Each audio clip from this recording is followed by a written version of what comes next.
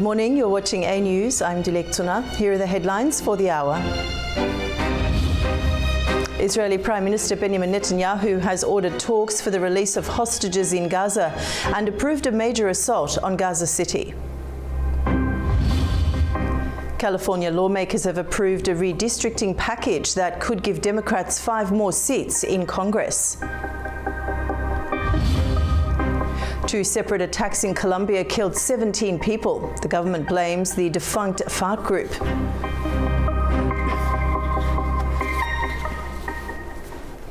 Israeli Prime Minister Benjamin Netanyahu has ordered talks for the release of hostages in Gaza and approved a major assault on Gaza City.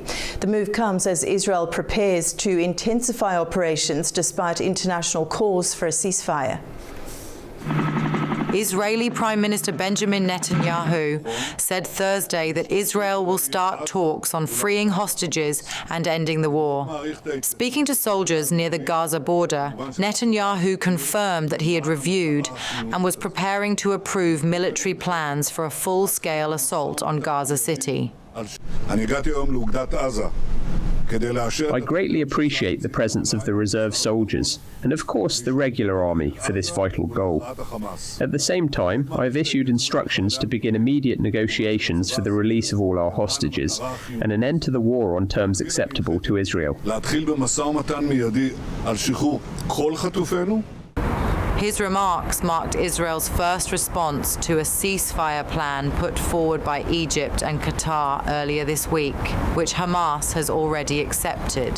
The proposal calls for a 60-day truce, the release of 10 hostages and 18 bodies held in Gaza in exchange for about 200 Palestinian prisoners.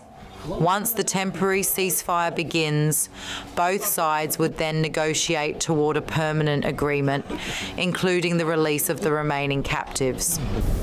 At the same time, Israel has moved forward with military preparations. On Wednesday, the army called up 60,000 reservists and extended 20,000 more, signaling Israel's readiness to press ahead with the Gaza City offensive despite international pressure to stop. Due to those full-scale assault plans, hundreds of thousands of Palestinians are fleeing Gaza City and are expected to evacuate. Here's more on that story. Fear and exhaustion are forcing thousands more Palestinians to flee Gaza City. Families say they are running out of food, water, and any sense of safety as Israeli forces step up bombardments. What drove me out is the hunger, the siege, the war, the rockets falling on us, and the drones bombing all night. Many have nothing but what they can carry.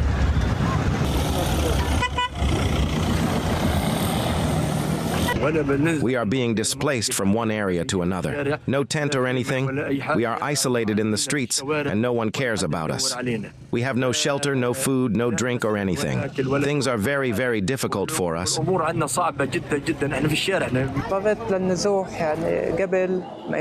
had to flee before the mass exodus from Gaza City occurs. As with my sickness, I won't be able to leave in the crowds. So I left at this time when there is still no traffic to reach the south and try to find a shelter for my family. There's no safety at all. Just the other day they hit a room in a building next to us and we were lucky to be spared. I won't tell you about the shrapnel and all. Just because they are targeting someone or hit someone, wanted or so, we may be attacked too. So we said we'd keep it minimal and try our best, trusting God. If we could secure a place, that's great. Then what the military says, we leave. The exodus comes as Israel escalates shelling in Gaza City's Sabra and Tufan neighborhoods. Prime Minister Benjamin Netanyahu is meeting his ministers today to discuss plans to seize the enclave's largest city. Just yesterday, Israel called up 60,000 reservists, a sign it is pressing ahead. But the plan to take Gaza City has not yet been finalized, and mediators are still pushing for a ceasefire proposal that Hamas has already accepted. Israeli tanks have been edging closer to densely populated Gaza City over the past 10 days. Israeli officials have said evacuation notices would be issued to Palestinians there before the military moves in. Turkish President Recep Tayyip Erdogan and French President Emmanuel Macron held a phone call on Thursday, focusing on the Russia-Ukraine peace process and the humanitarian crisis in Gaza.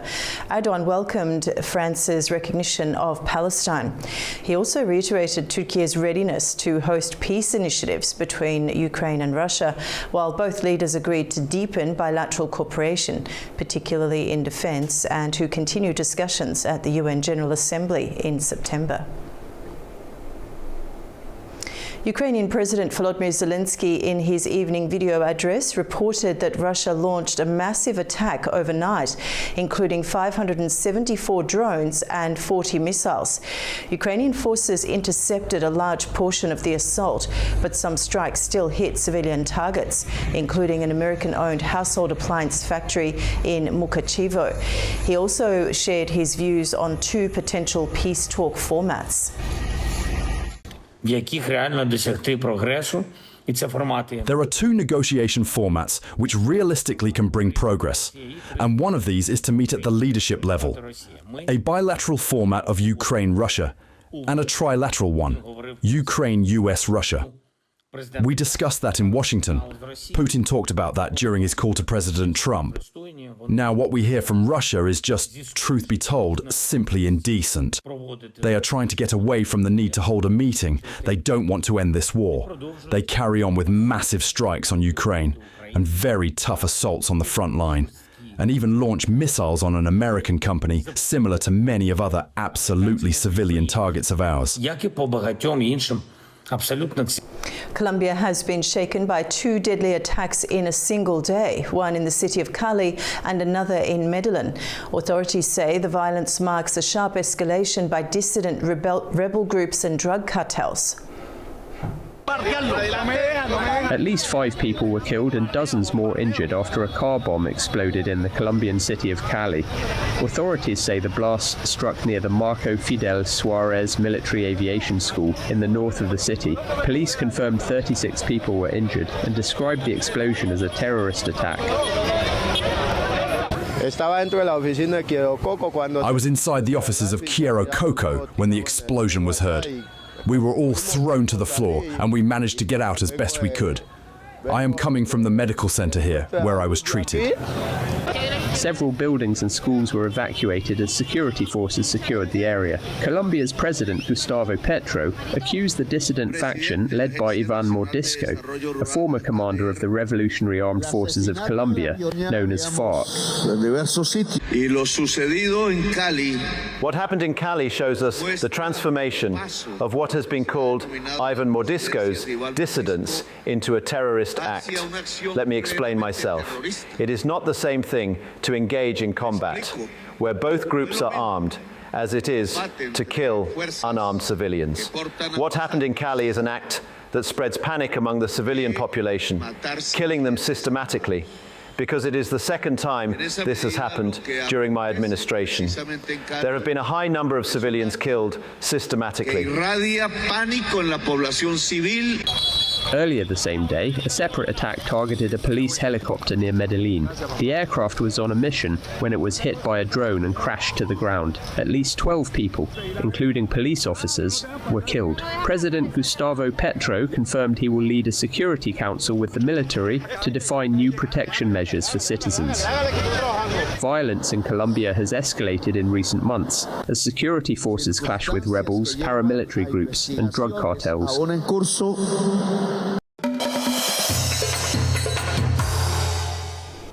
President of Azerbaijan, Ilham Aliyev, is in Turkmenistan for a working visit. His program is expected to include talks with several key figures on a diverse set of topics. To explore this in greater detail, we're joined by Orkan Amashov, who's also in Turkmenistan right now. Orkan, thanks for joining us. Thank you, Dilek. So we know that President Aliyev has arrived in Turkmenistan. What can you tell us about the visit, Orkan? indeed, Dilek. I'm joining you from the Avaza Congress Center, located here in the Avaza district of the city of Turkmenbashi, which is effectively 12 kilometers west of the downtown Turkmenbashi. And today, President Aliyev is indeed here. He's on a working visit at the invitation of the Gurbanguly Berdimuhamedov, the national leader of Turkmenistan and the chairman of the Halk Maslahati, which is the highest level consultative body of the nation. They have already held one-on-one bilateral talks, and currently, as I talk to you, the bilateral talks between the two leaders are currently underway with the participation of their respective delegations. Just before talking to you, I've managed to see a number of members of the delegation. We have the Presidential Lady Netanyahu, Foreign Minister, and also Head of Security, Border Service, and many other important figures, Minister of Economy. And it looks like that their presence here, of course, indicates the diversity of the subject matter that will be discussed between the two leaders. And also we know that President of Turkmenistan, Uzbekistan, Shavkat Mirziyoyev, is also on a working visit to Turkmenistan, and there will be bilateral talks between the two leaders as well, the national leader of Turkmenistan and President of Uzbekistan. There will be eventually trilateral summit involving the leaders of the three countries. We know that this trilateral format involves three countries in order to enable them to discuss issues related to connectivity, the transit, energy, export capabilities, logistics, and we know that Avaza this place is turning into regional hub. The many diplomatic congregations have taken place here over the past couple of months. We vividly remember, of course, on the 5th of August when there was a UN conference dedicated to the fate of the landlocked developing countries. That very conference was organized here in this particular district of the city of Turkmenbashi. And ultimately, we also know that Azerbaijan and Turkmenistan have been cooperating in a wide range of fields. There's a massive potentiality. Although the trade volume between these two countries stands at $387 million, which is not a very impressive figure, it is widely believed that on the basis of connectivity, this figure will increase. And in fact, the trade volume has been on the rise over the past few months indeed.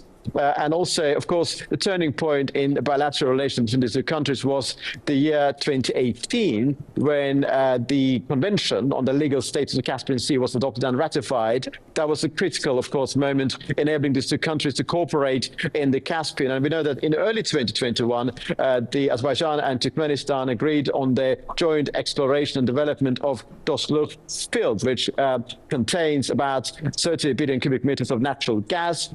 There is a talk about the Azerbaijan acting as a transit country in terms of exporting Turkmenistan's gas reserve, and Turkmenistan is the number 4 country when it comes to natural gas resource. So effectively, we have two dimensions here, really, Dilek. We have bilateral track involving Azerbaijan and Turkmenistan, also, of course, Uzbekistan and Turkmenistan. We also have trilateral format. And of course, we'll be back throughout the day with the latest developments, and we will have an opportunity to converse later.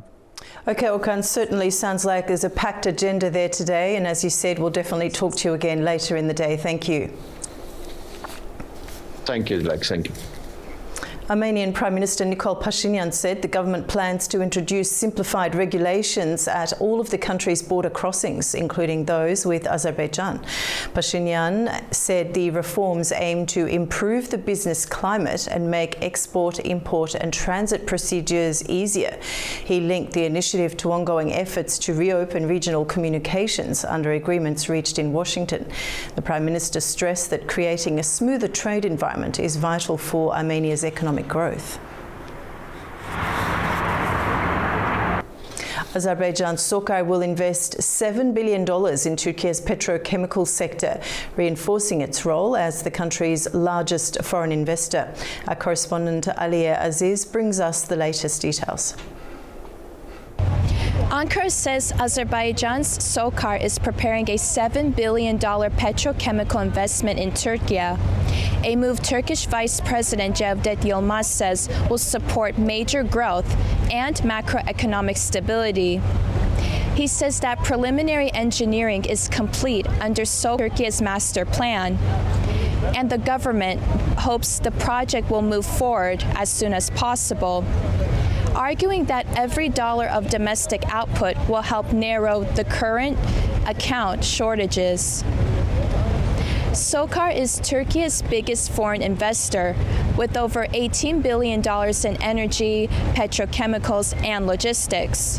Its portfolio includes Petchem, acquired in 2008, which operates 16 plants, producing 2 million tons of petrochemicals yearly, about 11% of Turkey's demand, and the advanced Star refinery in Izmir. SOCAR states the new capacity plan, approved in December, may be phased in over 5 to 10 years. This industrial build-out also ties into Turkey's 2053 net zero agenda. Yilmaz points to R&D, including sustainable aviation fuel, as a way to decarbonize heavy industry while lifting export competitiveness. Regionally, Ankara frames energy as a strategy. Yilmaz highlighted closer coordination with Baku on boosting Azerbaijani gas flows and opening the door for Turkmen gas to be transferred through Azerbaijan and Turkey. He also mentioned the new gas supply to Syria, routed through Turkey, to restart power plants with 1,200 megawatts of capacity, converting gas to electricity as part of Syria's reconstruction push. The next steps include site selection and financing for the new complex, alongside deeper Turkey-Azerbaijan cooperation on energy and regional connectivity. For A News, this is Aliya Aziz, Istanbul, Turkey. Turkey announced that passport-based crossings have officially begun at its land border gates with Syria. It's part of the normalisation process following the country's liberation last December. Here's more on that story. The Turkish Ministry of Interior has announced a new decision on border crossing regulations with Syria. Turkish citizens and Syrian nationals who have obtained third country citizenship will be able to enter and exit Syria through Turkey's land border gates with a passport. Only exception here is about those located in the Operation Peace Spring Zone. This part of decision is explained by the security concerns. Before the Syrian civil war, under a visa-free agreement signed in 2009, Turkish people could travel to Syria with just an ID card. However, the crossings were tightened due to the conflict that began in 2011. New decision was made as part of the normalization process between Turkey and Syria. Turkey became the first country to reopen its embassy in Damascus after the ouster of President Bashar al-Assad. Since the embassy reopened on December 15th, reciprocal diplomatic visits and talks have intensified. The introduction of passport-based decision between Turkey and Syria is expected to positively affect on logistics as well. Earlier this month, the Turkish trade minister said that Aleppo will become a strong logistics hub and Syria's transport corridors will become active again. Iran's Foreign Minister Abbas Araghchi has ruled out imminent nuclear negotiations with the United States, but said talks with the European powers and the International Atomic Energy Agency are planned for coming days. Here's more. Foreign Minister Araghchi stated that effective nuclear talks with the U.S. are not in sight because the U.S. is insisting on zero enrichment, adding that the talks with the European Troika of France, Germany and the UK, as well as the IAEA, are likely to take place over the next few days. In an exclusive interview with the official IRNA news agency, he said that the U.S. resorted to military action against Iran last June after it failed to impose a zero enrichment condition, while a strong lobby in Washington forced American negotiators to rule out the shortcut solutions discussed during the talks. Araghchi also said that the E3 has realized that its threat for recalling for reactivation of the snapback mechanism or fast return of UN nuclear sanctions on 31st of August will not work, which is why it has suggested extension of the UN resolution 2231 beyond 18th of October. According to the Iranian foreign minister, the European powers are no longer a party to the 2015 JCPOA Iran nuclear agreement and hence lack the legal, political, and ethical position to demand for the return of sanctions. Local media reported that China and Russia, which are both signatories of JCPOA and permanent members of the UN Security Council with the veto power, have ruled out any justification for reactivation of UN nuclear sanctions against Iran. Araqchi also announced that Iran may dispatch a delegation to Vienna in coming days to continue the talks with the IAEA on new cooperation modality with the UN nuclear watchdog in the wake of the legislation on suspension of cooperation with the agency. In the meantime, the Swiss National Security Advisor Gabriel Luxinger held meetings in Tehran with Deputy Foreign Minister for Political Affairs Majid Takhravanchi and the new Secretary of Supreme National Security Council Ali Larijani. Switzerland has been representing U.S. interests in Iran since 1980, following the severance of diplomatic ties between the U.S. and Iran.